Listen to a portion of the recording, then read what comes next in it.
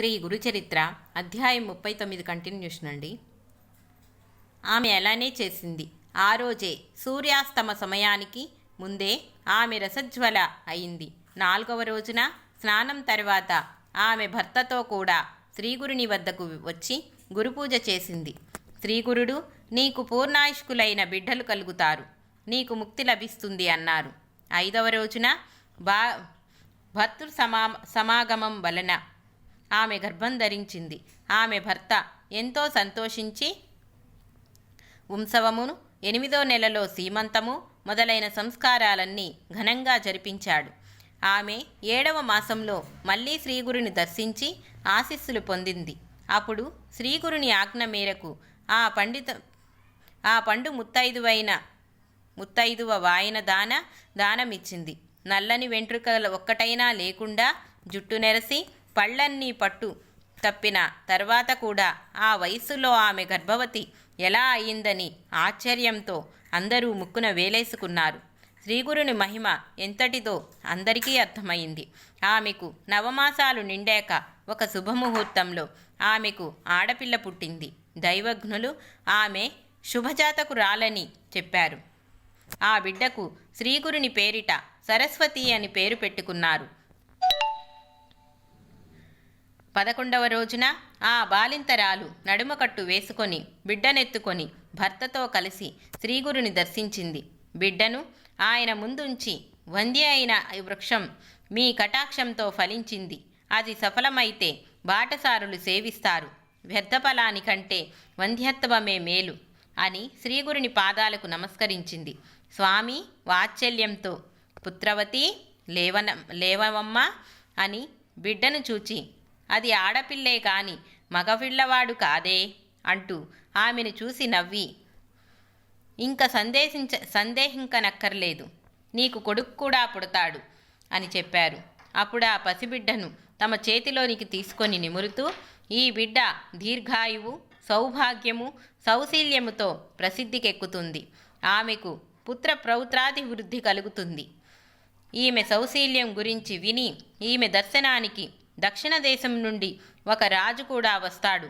మీకు వేదశాస్త్ర పారంగతుడు, మహా ఐశ్వర్య సంపన్నుడు అల్లుడుగా దొరుకుతాడు. కానీ మీకెలాంటి కొడుకు కావాలి?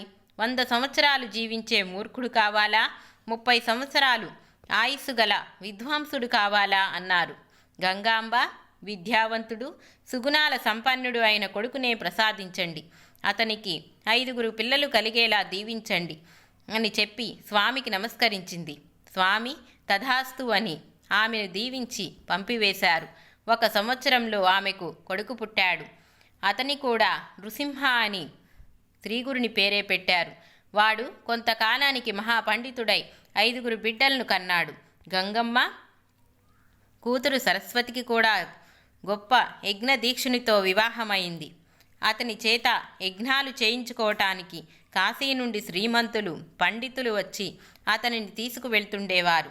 శ్రీగురు కృప ఎంతటితో చూచావా నామధారక? వారి అనుగ్రహంతో అసాధ్యమైనది కూడా సాధ్యమవుతుంది. వారిని దృఢ విశ్వాసంతో సేవించటమే మన కర్తవ్యం. శ్రీ దత్తాయ గురవే నమః. శ్రీ శ్రీపాద శ్రీవల్లభాయ నమః. శ్రీ నృసింహ సరస్వత్యై నమః.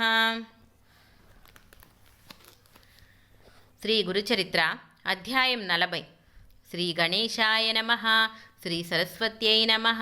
శ్రీ గురుభ్యో నమః. సిద్ధయోగి శ్రీగురుని లీలలు ఇంకా ఇలా వివరించారు.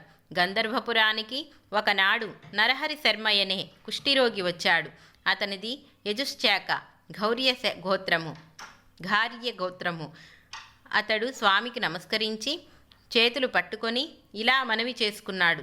స్వామి, మీరు సాక్షాత్తు పరంజ్యోతి స్వరూపులని, భక్తులపై వాత్సల్యంతో ఇలా భూమి మీద అవతరించారని విని మిమ్మల్ని ఆశ్రయించటానికి వచ్చాను. నా జన్మ ఈ కాలి క్రింద మట్టి వలె వ్యర్థమైపోయింది. నాకు ఈ కుష్టి వ్యాధి రావటం వలన ఎవరూ నా ముఖం కూడా చూడకుండా నన్ను తిట్టుకుంటున్నారు. నేను వేదం అభ్యసించినప్పటికీ ఈ వ్యాధి వలన ఎవరూ నన్ను భోజనానికి కూడా పిలవడం లేదు. అందరికీ జుగుప్సు గొలుపుతూ ఇలా బ్రతకటం కంటే చచ్చిపోవటమే మేలనిపిస్తున్నది. ఎన్నో జన్మలలో చేసిన పాపాలన్నీ పేరుకొని నన్ను ఇప్పుడిలా కట్టి కుడుపుతున్నారు. ఈ బాధ భరించలేకున్నాను. ఈ తెల్ల కుష్ఠురోగం తొలగించుకోవటానికి ఎన్నో వ్రతాలు ఆచరించాను. ఎన్నో తీర్థాల్లో సేవించాను. దేవతలెందరికో మ్రొక్కాను. కానీ దేని వలన ఈ వ్యాధి కించిత్తైనా తగ్గలేదు. చివరకు మీరే దిక్కని ఇక్కడికి వచ్చాను. నాపై మీరు కూడా దయగలగకుంటే నా ప్రాణాలు ఇక్కడే వదలాలని నిశ్చయించుకున్నాను. నన్నెలాగైనా ఉద్ధరించండి స్వామి అని ఏడుస్తూ సాష్టాంగ నమస్కారం చేశాడు. శ్రీగురుడు అతనిని కరుణించి లెమ్మని చెప్పి, విప్రుడా, ఇది వరకు ఎన్నో పాపాలు చేశావు గనుకనే నీకు ఈ కుష్టి వ్యాధి వచ్చింది. అది తొలగిపోవటానికి నీకొక ఉపాయం చెబుతాను విను. దానివలన నీవు శుద్ధుడివై దివ్యమైన శరీరాన్ని పొందుతావు అన్నారు. ఇంతలో ఒక వ్యక్తి కొన్ని ఎండు కట్టెపుల్లలు తీసుకొని అటుగా వెళ్తున్నాడు. అందులో ఒక మేడి చెట్టు కొమ్ములు కూడా ఉన్నాయి. ఆ చెట్టు ఆ ప్రాంతంలోనే 4 సంవత్సరాల క్రిందట ఎండి మూడైపోయింది. ఆ యతీశ్వరుడు వాటిలోని ఒక మేడి కర్రను చూపి నరహరితో, నాయనా, నీకీ మేడి కట్టె ఇప్పిస్తాను. నీవు దానిని తీసుకుపోయి మా మాట యందు దృఢ విశ్వాసముంచి మేము చెప్పినట్లు చేయి.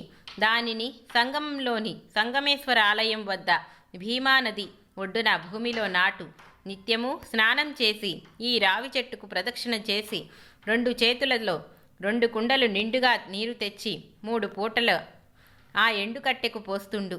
అది ఎప్పుడు చిగురిస్తుందో అప్పుడే నీ పాపం పోయి నీ శరీరం స్వచ్ఛమవుతుంది. వెళ్ళు అని చెప్పారు. నరహరి ఆయన మాటలపై సంపూర్ణమైన విశ్వాసముంచి ఆ కట్టెను భక్తితో నెత్తిపై మోసుకొని పోయి ఆయన చెప్పినట్లే చేయసాగారు. అతడు నిత్యము దీక్షగా దానికి నీరు పోయటం చూచిన వారంతా నవ్వి, ఓరి వెర్రి బ్రాహ్మణుడా, నీకేమైనా మతిపోయిందా? నీకు ఎన్ని రోజులు ఇలా నీళ్లు ప్రోస్తే మాత్రం ఆ ఎండుకట్టె మళ్ళీ చిగురిస్తుందా? నిజంగా నీ మీద శ్రీగురుడికి దయ కలిగితే ఇదంతా ఎందుకు? అనుకున్నది వెంటనే జరిగిపోదా? నీకు ఈ జన్మలో ఈ రోగం కుదిరే యోగ్యతే లేదని శ్రీగురుడు సూచించడానికే శ్రీగురుడు నీకిలా చెప్పారు. అటువంటప్పుడు ఈ జబ్బుకు తోడు ఇంత ప్రయాస ఎందుకు అని నిరుత్సాహపరుస్తుండేవారు.